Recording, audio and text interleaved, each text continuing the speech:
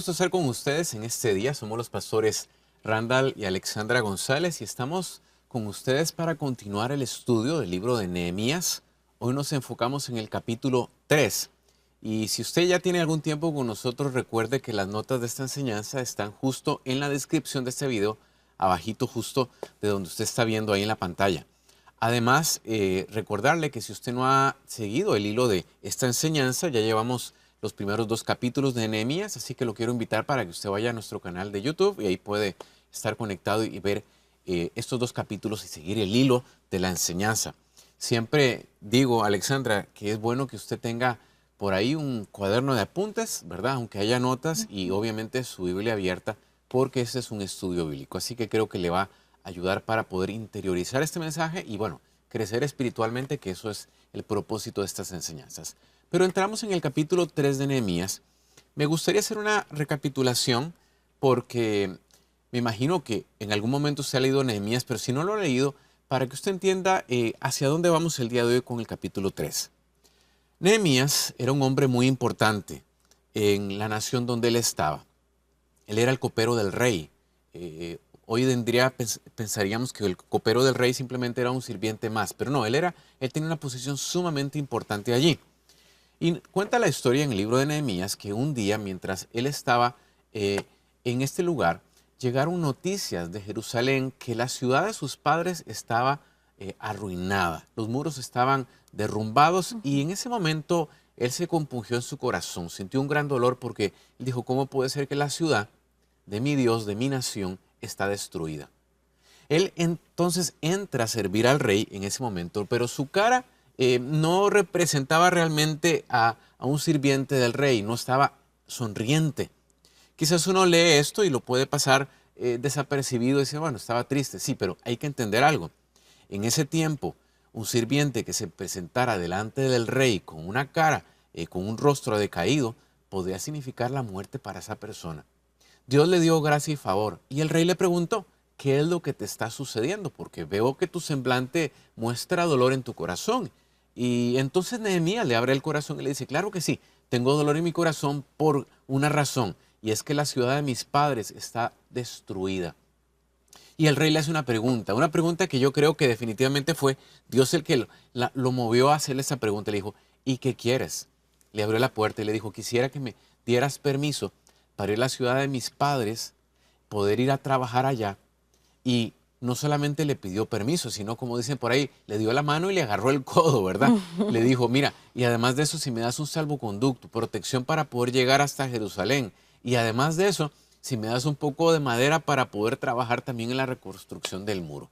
Así que Nehemías emprendió el viaje, llegó a Jerusalén, y nos dice el capítulo 2 que cuando él llega, al día siguiente, en la noche, solo, sin haberle dicho a nadie, salió a inspeccionar los muros de noche. Él quería ver la condición en la cual se encontraba la ciudad y estos muros.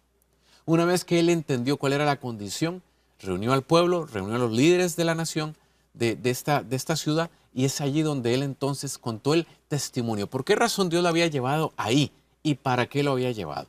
E hizo la invitación, vamos a reconstruir el muro, Dios está con nosotros, tenemos gracia y favor. Y todos se volcaron junto con él a construir el muro. Entonces aquí es donde llegamos al capítulo 3 de Nehemías. Porque el capítulo 3 de Nehemías nos habla de el trabajo que ellos comienzan a realizar y cómo tiene que haber una coordinación, un trabajo en equipo sorprendente. Y eso me hace pensar, Alexandre, que una gran tarea no es el trabajo de una sola persona. Una gran tarea es el trabajo de un conjunto de personas. Por eso es que cuando leemos el Nuevo Testamento encontramos que nosotros como iglesia somos el cuerpo de Cristo. O sea, no somos llaneros solitarios, no. Dios trabaja con el cuerpo, en unidad, en conjunto. Su servidor no tiene algo que mi esposa tiene. Y esa es la belleza del trabajo en equipo. Nos unimos y podemos lograr más. Ahora, cuando uno lee el capítulo 3 de Nehemías, quiero mencionar algo, porque es de esos capítulos en la Biblia, quizás a usted le ha llegado a suceder cuando uno lee el Antiguo Testamento, esos capítulos están llenos de nombres. Y uno dice, mejor me salto este capítulo y voy al siguiente, porque este capítulo está un poco aburrido, ¿verdad? Puros nombres extraños, ¿verdad? Y cosas que parece ser que no son muy interesantes. Bueno, podría suceder que este es el capítulo al cual me estoy refiriendo. Un montón de nombres, de lugares, y uno dice, pues mejor me salto el capítulo. Pero mire, cuando usted lee el capítulo, se va a dar cuenta que entre líneas realmente hay lecciones sumamente importantes de liderazgo, de lo cual vamos a hablar el día de hoy. Vamos a hablar acerca de principios de liderazgo que utilizó Nehemías para la reconstrucción de los muros de la ciudad de Jerusalén. Ahora, algo importante, Alexandra, mencionar aquí, y yo creo que tenemos que tener en cuenta, porque cuando uno dice, bueno, principios de liderazgo, uno diría, bueno, pues es que yo no soy un líder, yo no dirijo una compañía, yo Ujú, soy ama de casa, o yo trabajo en una empresa y quizás no soy ni dueño de empresa. ujú, ¿A mí de qué me sirven estos principios de claro, liderazgo? Bueno, déjeme le digo lo que una vez escuché de alguien. Si a usted lo sigue por lo menos una persona, usted es líder. Así que, mamá, usted es líder. Papá, usted es líder. No importa dónde estemos, todos somos líderes y tenemos una función aquí en la tierra. Y quiero agregar además de esto otra cosa. Alexandra, yo creo que es importante entender que en el trabajo que nosotros realizamos, no importa dónde estemos, si usted está en el ministerio en una iglesia a tiempo completo o usted es voluntario en su iglesia local, o si usted es ama de casa, o si usted trabaja en una empresa, o si usted es dueño de una empresa, déjeme decirle, todo trabajo que nosotros hacemos, nos dice la palabra de Dios, es para el Señor. Y si es para el así Señor, es. entonces tenemos que aprender principios de liderazgo, que por cierto son principios espirituales que el mundo corporativo literalmente ha traído de la Biblia para aplicar en el mundo. Así que nosotros tenemos que aplicarlos para ser mejores servidores de nuestro Señor Jesucristo. Y Nehemías nos habla de 4 principios de liderazgo aquí en el capítulo 3.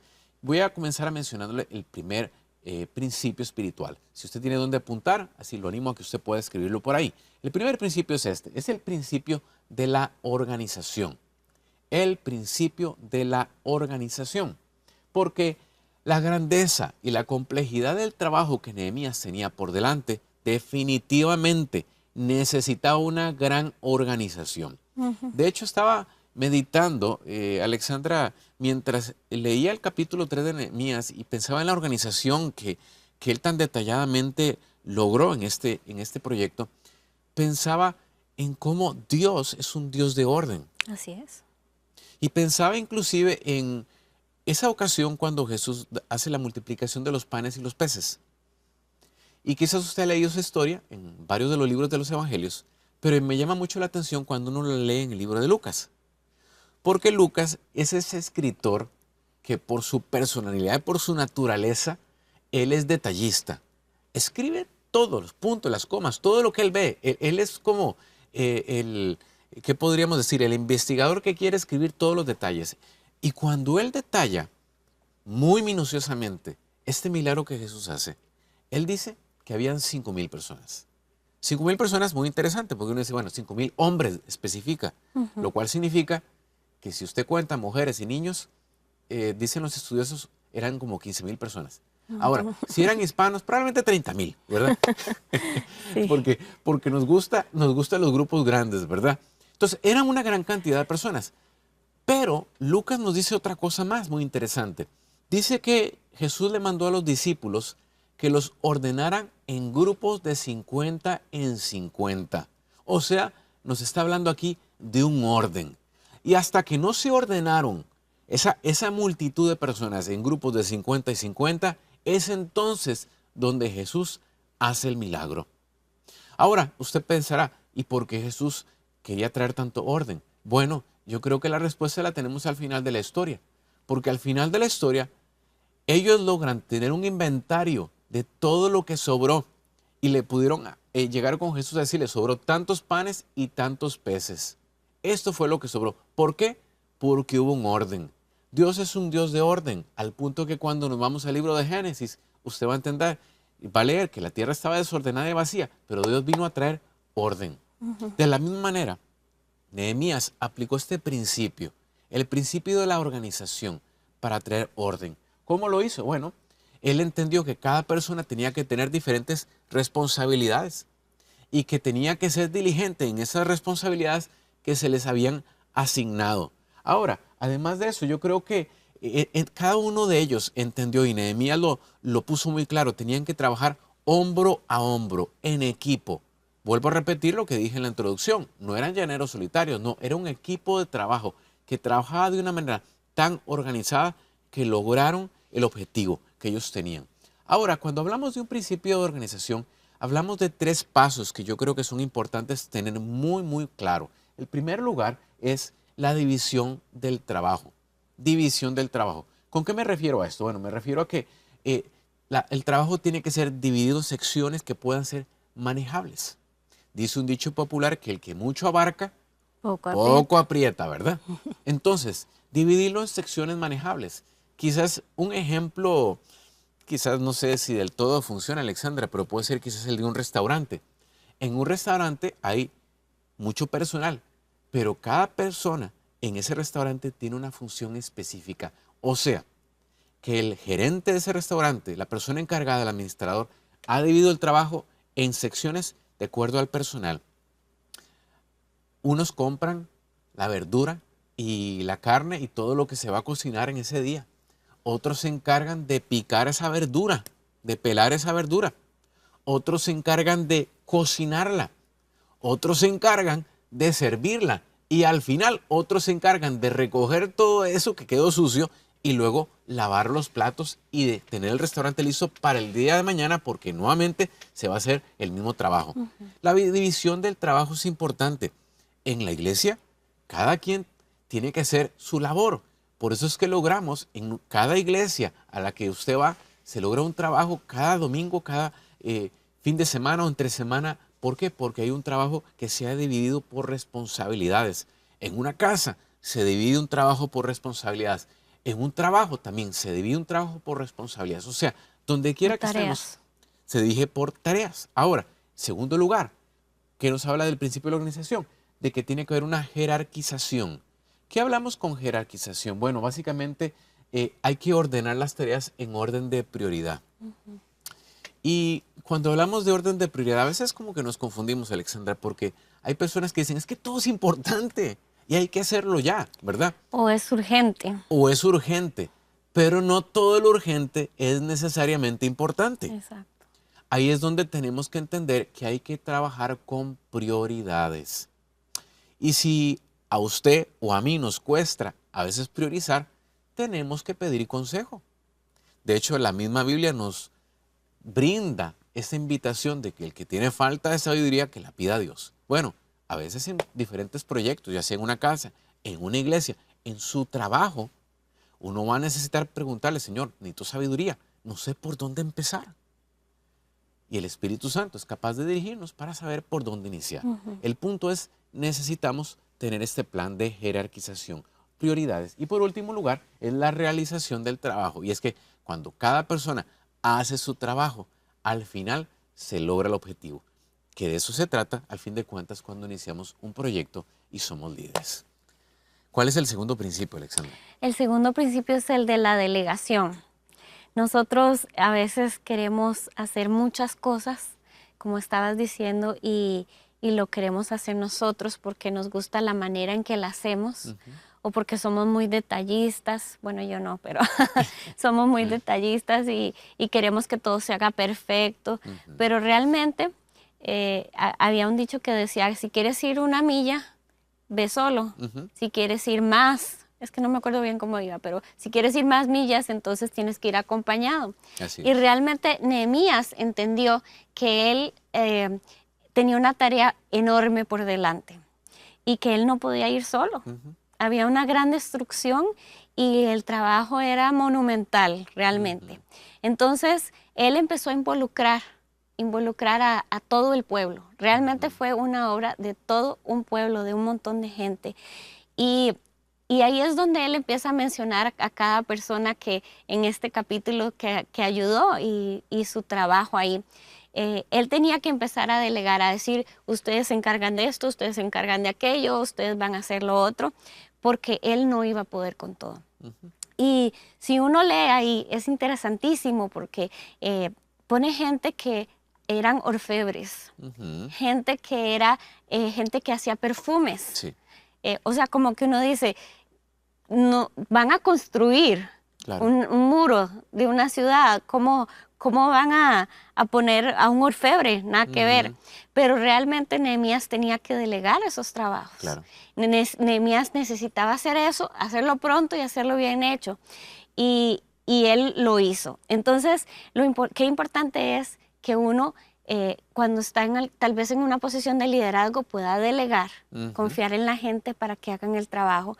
O también, si uno es ama de casa, inclusive, confiar en los hijos. Es decirle, a ti te toca limpiar el baño, a ti te toca barrer, a ti te toca aspirar, o las diferentes tareas en una casa. ¿Por qué? Porque si nosotros queremos hacer las cosas y hacer grandes cosas, necesitamos delegar. Y aquí hasta me encanta porque en el versículo 12 dice de un hombre que con sus hijas él trabajó. Y aquí es, no me importa si eres niño, si eres adulto mayor, si eres mujer o hombre, que en aquellos tiempos ser mujer no era un trabajo como para una mujer estar construyendo. Claro. Pero Nehemías dijo, aquí todos van por parejo, todos se van a comprometer y todos van a hacer la tarea. Entonces, necesitamos saber que Dios cuenta con nosotros. Dios cuenta con la gente, y nosotros en la posición que estemos de liderazgo, sea en la casa, en el trabajo, en la iglesia, donde sea, necesitamos saber que podemos contar con gente. Ahora, Dios necesita gente comprometida también. Así es. Dios ama que la gente esté comprometida con Él y que la gente dé lo mejor de sí para su obra y su trabajo. Y igual en la casa. Si usted es una ama de casa, nosotros siempre le decimos a nuestros hijos, esta familia es de todos, aquí todo es de todos y todos necesitamos trabajar como un equipo. Nosotros tenemos que entender que también las grandes tareas, las grandes cosas que queremos realizar o incluso el desarrollo de la familia en sí, no es como cuando uno va a un partido de fútbol, por ejemplo, que tiene un montón de espectadores y solo como 11 y 11, ¿verdad? Están en una cancha jugando y todo el mundo ahí viéndolos. No, aquí en el trabajo todos están activos, todos están cooperando, todos están colaborando. Y luego la satisfacción también se la llevan todos. Eso es la ventaja. Hay gente que no delega porque dice, bueno, ¿cómo voy a delegar si las personas no saben cómo hacer las cosas? Yo tengo que hacer las cosas porque cada vez que yo le digo a mi hijo que las haga, las hace mal. O cada vez que le digo a mi esposo que las hace, que las haga, las hace mal. Claro. Pero hay un principio de liderazgo que nos comenta el doctor John Maxwell, y que ese principio dice, al principio yo lo hago y tú me vas a ver como yo lo hago.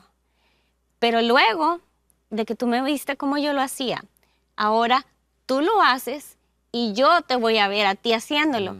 Y ese yo te voy a ver haciéndolo significa yo te voy a supervisar, te voy a corregir con cariño y te voy a decir cómo hacerlo bien y yo me voy a asegurar que tú lo sepas hacer bien. Entonces, después de que tú lo haces y yo te veo, entonces el siguiente paso, que es el tercer paso, es ahora tú lo vas a hacer. Ahora sí ya tú lo puedes correr. Tú vas a hacer las cuestiones solito y tú vas a tener éxito. Ese es el segundo principio de la delegación. ¿Cuál es el tercero entonces? Tú sabes, me gustaría agregar algo ahí con el tema de delegar, porque estaba pensando, puede ser el caso suyo, no, creo que no todos somos iguales, dice un dicho aquí en Estados Unidos que no todos estamos cableados de la misma manera, ¿no? O sea, no pensamos igual. Pero algo que puede sucedernos en nuestro liderazgo, en el área donde quiera que usted esté, hablamos de amas de casa, de padres de familia, pero en una empresa también, es el hecho que muchas veces nos cuesta delegar porque desconfiamos de la gente. Pensamos que la gente no va a poderlo hacer bien. Y como no lo pueden hacer bien, como nosotros lo hacemos, entonces es por eso que yo no delego. O si delego, soy de esas personas que estoy delegando, pero estoy encima de los hombros de las personas viendo a ver si lo están haciendo bien, ¿verdad? Y nunca lo puedo dejar crecer. Porque delegar también es dejar crecer a las personas en su liderazgo. Pero bueno, quería agregar simplemente un poquitito, un granito de arena más en el tema de delegar. El tercer principio es este, mire. Es el principio de la coordinación. Un factor esencial en el liderazgo de Nehemías fue básicamente la coordinación del trabajo. Porque cuando hay un proyecto grande o un proyecto pequeño, tiene que haber coordinación de las partes que están desarrollando ese trabajo. Recordemos que ellos estaban reconstruyendo muros. Imagínense la cantidad de kilómetros que tenían que construirse. Sin embargo, cuando usted lee el capítulo 3, en esa larga lista de nombres, comienza a detallar, si usted luego lo invito para que usted lo lea con detenimiento, comienza a detallar cómo ciertas personas se encargaron de cierta área del muro para que coordinadamente cuando ellos terminaban esa sección del muro, entonces entrara otra persona con un equipo de trabajo para continuar en la construcción de esa otra parte del muro. O sea, una coordinación espectacular para lograr el cometido. De hecho, me gustaría leerle unos 3 versos a partir del verso 8 al verso 10. Se lo leo ahorita mismo. Dice de esta manera: Contiguo a ellos estaba Uziel, hijo de Jarjaía, orfebre de procesión. Justo lo que dijiste, un orfebre de profesión está reconstruyendo muros. Y luego dice, ¿quién trabajó también en la muralla? Después estaba Ananías, fabricante de perfumes. Y omitieron una sección de Jerusalén mientras edificaban la muralla ancha. Junto a ellos en la muralla estaba Refaías, hijo de Ur, jefe del distrito de Jerusalén. Y luego Jedaías, hijo de Harumaf, reparó la muralla frente a su propia casa. Y junto a él estaba Atús, hijo de Hazanías. Le leo este verso porque me gustaría mencionarle 3 cosas. Hay 3 cosas que yo veo aquí. En primer lugar, me llama la atención que la asignación del trabajo en muchas de las ocasiones fue asignado a personas que vivían justo enfrente del muro donde estaba su casa. Creo que eso fue muy estratégico. Estratégico porque, si usted recordará la historia, hay un detalle que yo omití, pero si se vio los dos enseñanzas anteriores, quizá lo va a recordar, que ellos recibieron oposición en la reconstrucción de los muros. Y entonces la historia en Nehemías nos dice que ellos, pues con una mano tenían serrucho, ¿verdad? Y martillo, pero con otra tenían la lanza, porque venían los enemigos. Y era muy estratégico que ellos construyeran enfrente de su propia casa, porque en el momento donde ellos tenían que defenderse, defendían el muro y defendían su propia casa. Y eso nos habla aquí de coordinación, muy bien pensado, porque probablemente la atención de esos hombres que estaban trabajando no hubiera sido la misma si su casa hubiera estado lejos. Pero su atención estaba enfocada totalmente en ese muro y en mi casa, protegiendo. Ahí hay un principio espiritual también, ¿no? Obviamente edificamos, pero también protegemos a la hora de edificar. Pero no me voy a salir del tema porque si no nos vamos por otro lado. En segundo lugar, hay otra cosa que me llama mucho la atención también. Es que la coordinación se dio y el trabajo se asignó, pero también a personas que no necesariamente vivían cerca del muro. Eran personas que inclusive vivían afuera del muro. Pero ellos también vinieron a ser parte y trabajaron como de una manera tan coordinada para poder trabajar en esto. Y yo creo que ahí nos da también una otra lección. Y es que nosotros trabajamos en la edificación, en la reconstrucción de cosas y en proyectos, no necesariamente para mi beneficio, sino para un beneficio en común, para el beneficio de otras personas. Cuando se trata de trabajar, no se trata de que, ¿y qué beneficio voy a tener yo? Como mucha gente dice, ¿y qué parte del pastel me llevo yo aquí? Nada. Simplemente se trata de trabajar, de trabajar. En una ocasión, el doctor Paul Austin, el hermano del pastor Joel, dijo una frase que me encantó. Y él dijo esto. Él dijo, el equipo se lleva el reconocimiento, Dios se lleva la gloria y yo me llevo el privilegio de haber servido. Me encantó eso que él dijo. Ahora, y en último lugar, otra cosa que se consideró fue los dones, los talentos que tenían cada persona. Como dijo mi esposa Alexandra hace un momentito, es cierto, había alguien que hacía perfumes, otro que era orfebre, y uno decía que tiene que ver con la reconstrucción de los muros. Bueno, a veces, déjeme decirle, tenemos dones que desconocemos que podemos utilizar para la gloria de Dios. El punto es que tenemos manos, tenemos boca, tenemos pies y tenemos que ponerlos al servicio de Dios. No se trata de que, eso no me toca a mí porque yo no creo que yo tengo ese don. No, mire, se trata de el don de servicio, el deseo de servirle a Dios. Así que donde quiera que usted esté, le quiero recordar, estamos para servir al Señor, estamos para, si usted me dice, bueno, aquí estoy en el mundo corporativo, sí, en todo lo que hacemos le servimos a Dios. Así que usted ahí donde usted está, también le puede servir al Señor. ¿Y cuál es el último principio, Alexandra? El último principio es el del reconocimiento. En realidad, cuando la gente está trabajando, tal vez no espera una recompensa económica, ¿verdad?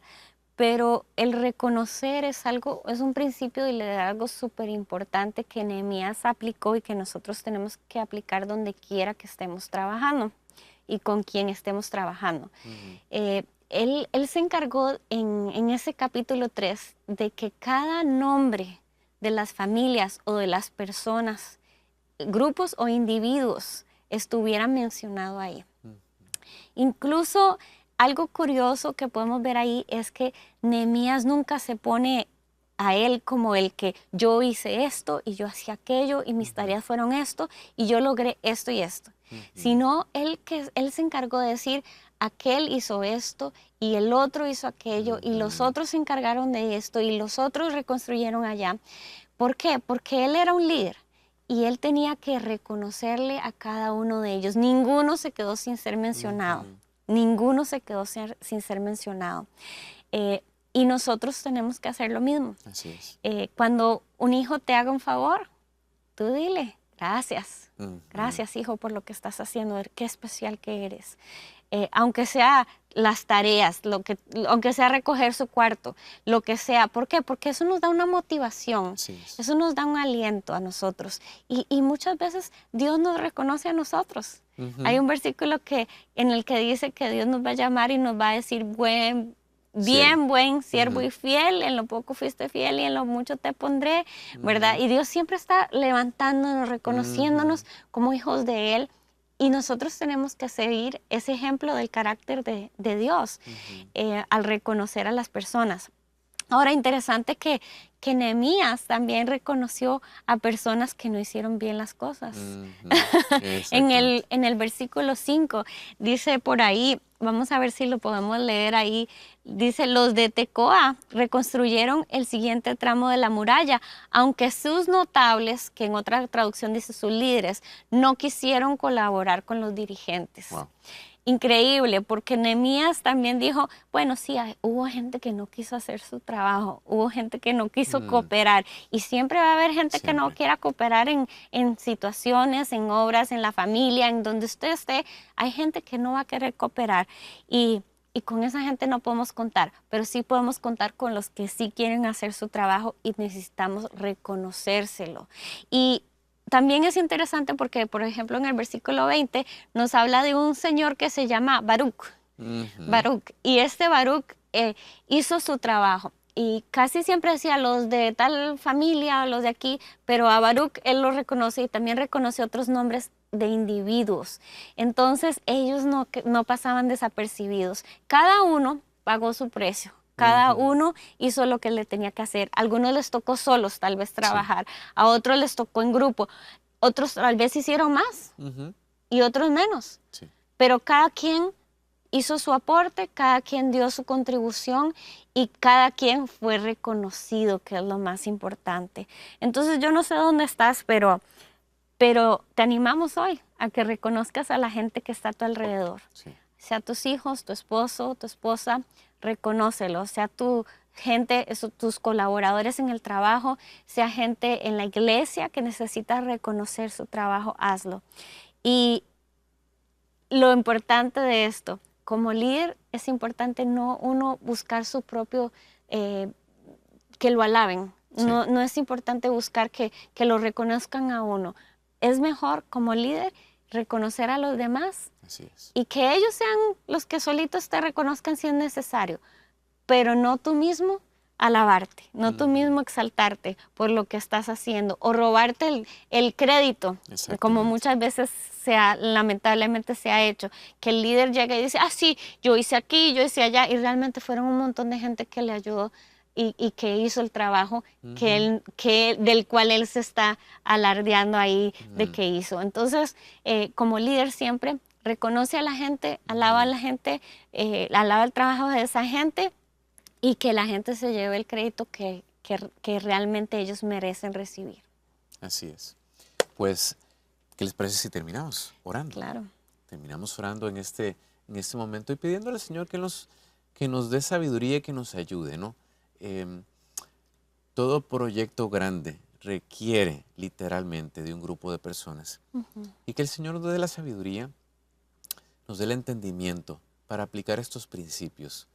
Principios que uno podría pensar, bueno, sí, yo ya he escuchado de esto, sí, pero una cosa es escuchar y otra cosa es aplicar, ¿verdad? Claro. Lo que es la coordinación, lo que es el reconocimiento, lo que es básicamente la Delegar. coordinación, la delegación, cosas que son sumamente importantes y que por eso es que hay personas que dicen, pero ¿cómo logra tanto? Porque utiliza principios espirituales que están en la Claro. palabra de Dios. Así que terminamos orando en este momento. Padre, nos unimos con cada persona que nos está viendo hoy en este día, reconociendo, Señor, que para edificar necesitamos, Señor, trabajar en un equipo. En primer lugar, obviamente, te necesitamos a ti, Señor. Nunca podríamos pensar en edificar algo si tú no estás con nosotros. Pero yo te quiero pedir que nos ayudes, Señor, a aplicar estos principios, a comenzar a caminar, Señor, como líderes que tú nos has puesto en el lugar donde tú nos has puesto para hacer tu obra. Ayúdanos, Señor, a poder ser organizados, Señor. Organizar las tareas, Señor, de acuerdo a la importancia de cada obra que tiene que llevarse a cabo, Señor. Ayúdanos a poder delegar el trabajo en otras personas, Señor. A creer en otras personas, a levantar a otras personas, Señor, para que trabajen y saquen adelante los proyectos, Señor. Ayúdanos, Señor, a poder coordinar los trabajos, a poder reconocer a la gente, Señor. Ayúdanos a ser esos líderes, Señor, que realmente te representan a ti, mi Cristo. Y que recordemos algo siempre, que nunca, Señor, nunca se nos olvide que todo lo que hacemos, Señor, es para ti. No importa si trabajamos en una iglesia o trabajamos en una corporación, todo lo que hacemos es para tu gloria y para tu honra, Señor. Porque al fin de cuentas, en algún día, Señor, delante de ti te rendiremos cuentas. Así que yo bendigo a cada persona, Señor, que nos ha visto hoy en este día. Te pido que tú bendigas sus vidas, sus familias, el trabajo, la obra de sus manos, todo lo que ellos hagan prospere. Que todos los proyectos, Señor, que tienen entre manos se lleven a cabo y que puedan aplicar cada uno de estos principios y que al final, al haber terminado la obra, puedan reconocerte a ti primeramente, en primer lugar, darte la gloria a ti, Señor, y agradecer a todas las personas que han trabajado en conjunto con ellos. Y los bendecimos en este día, en el nombre del Padre, del Hijo y del precioso Espíritu Santo de Dios. Amén. Amén. Y amén. Pues un gusto haber estado con ustedes, Dios me los bendiga y la próxima semana continuamos con el capítulo 4, así que conéctese, traiga su Biblia, su cuaderno y siga con nosotros creciendo en el conocimiento de la palabra de Dios. Dios me los bendiga. Bendiciones.